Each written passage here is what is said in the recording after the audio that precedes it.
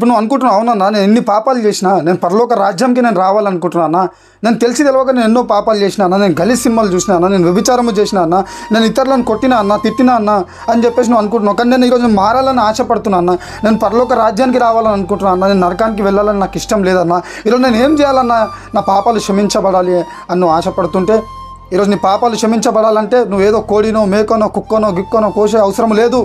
ఇలా నీ నోటి దూరంగా యేసయ్యా నేను పాపిని, నా పాపాలను క్షమించు, నన్ను పరిశుద్ధపరిచేసాయా, ఇప్పటి నుంచి ఏ పాపాలు చేయను ప్రభా, తెలిసి తెలియక ఇన్ని రోజులకి వెళ్ళి పాపాలు చేసిన ప్రభా, కానీ ఈరోజు నేను మారాలని ఆశపడుతున్నా ప్రభా అని చెప్పేసి నీ గదిలో కూర్చొని మోకాళ్ళు ఉండి ఒక చిన్న ప్రార్థన, యేసయ్యా నువ్వు దేవుడవని నమ్ముచున్నాను, నా గురించి నా పాపాల గురించి నువ్వు కల్వరి శిలువలో మరణించవని నమ్ముచున్నాను ప్రభా, నీ రక్తాన్ని నేను ఆశ్రయిస్తాను, నన్ను క్షమించు యేసయ్యా అని చెప్పేసి నోటి దూరంగా నిజమైన దేవుడు యేసు ప్రభు అని చెప్పేసి పలికినప్పుడు నువ్వు రక్షించబడతావు, నీ ప్రతి పాపాలు కడగబడతాయి. ఈరోజు యేసు ప్రభుని నమ్ముకోవాలంటే నువ్వు ఏదో కోడినో మేకనో కళ్ళునో కోటరో పోయాలనే అవసరం లేదు.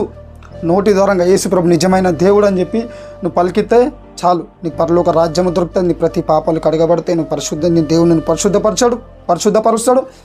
నీ కుటుంబాన్ని, నీ ఆరోగ్యాన్ని, నువ్వు ఏదైతే ఆనందం కోల్పోయినావో ఆ ఆనందం ఇస్తాడు దేవుడు, నీకు మంచి ఆరోగ్యం ఇస్తాడు, నీ పాపాలు ఒప్పుకుంటే నీకు పరలోక రాజ్యం కూడా దేవుడు ఇస్తాడు.